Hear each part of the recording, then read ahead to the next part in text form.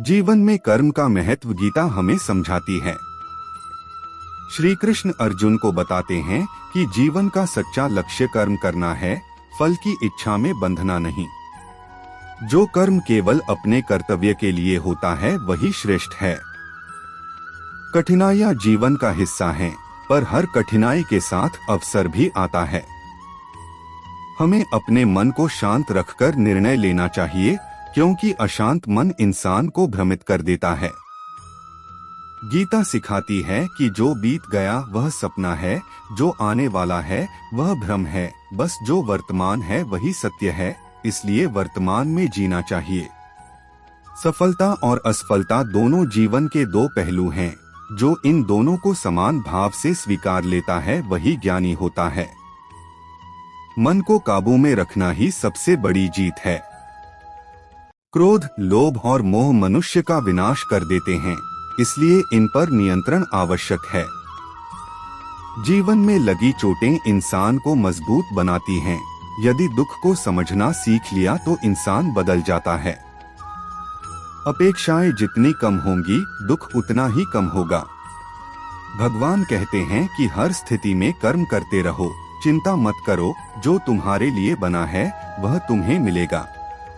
दौलत खो जाए तो कुछ नहीं खोता, स्वास्थ्य खो जाए तो कुछ खोता है, पर यदि चरित्र खो जाए तो सब खो जाता है।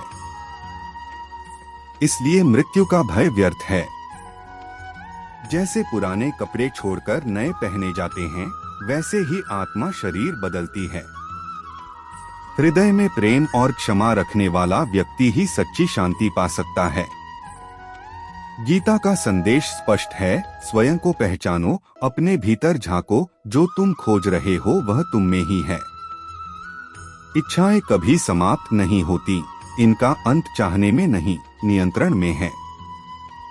बिना परिश्रम सफलता संभव नहीं, परिश्रम ही भाग्य बनाता है, इसलिए प्रयास करते रहो।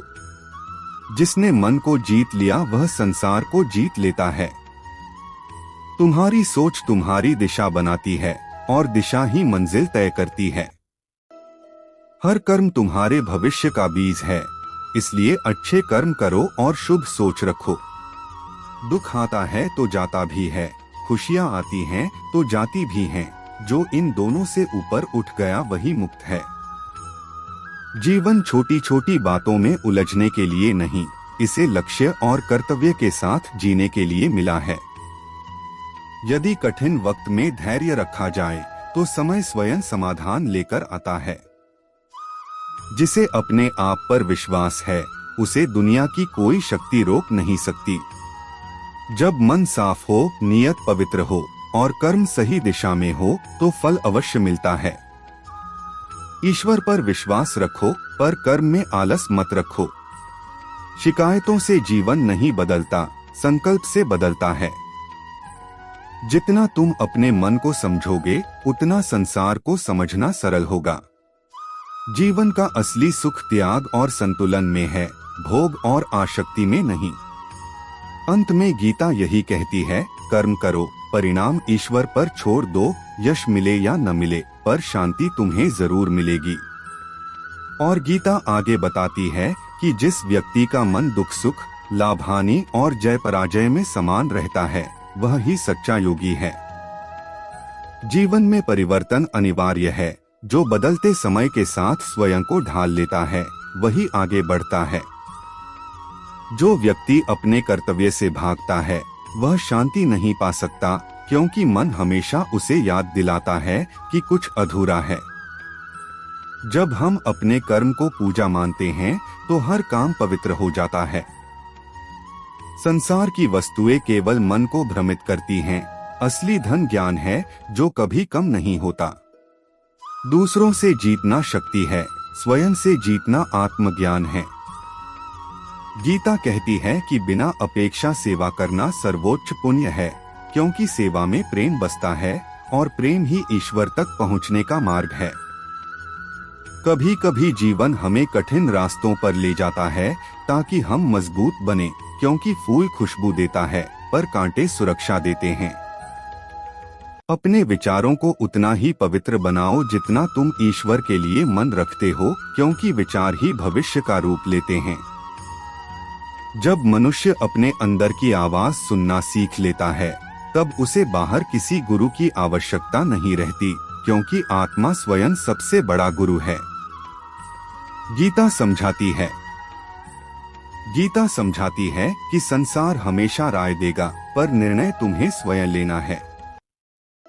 यदि तुम अपने लक्ष्य को लेकर स्पष्ट हो, तो दुनिया की आलोचना भी प्रेरणा बन जाती है। हार कर बैठ जाना अंत नहीं, हार को सीख बनाकर उठ जाना नई शुरुआत है। जीवन में जितना सरल बनोगे, उतना सुख पाओगे, क्योंकि भारी मन यात्रा कठिन बनाता है। कर्म का फल तुरंत नहीं मिलता, पर विश्वास रखो यह कभी व्यर्थ नहीं जाता। जैसे बीज बोने के बाद समय चाहिए, वैसा ही हमारे कर्मों को भी चाहिए। ईश्वर तब नहीं आता जब हम पुकारते हैं, वह पहले से ही हमारे भीतर है, बस हमें अपने मन की शांति में उसे महसूस करना होता है। अहंकार मनुष्य को अंधा कर देता है, विनम्रता उसे महान बना देती है। ज्ञान से मन उजाला पाता है और अज्ञानता से भ्रम बढ़ता है। इसलिए सीखना कभी मत छोड़ो, क्योंकि सीखने वाला कभी हारता नहीं।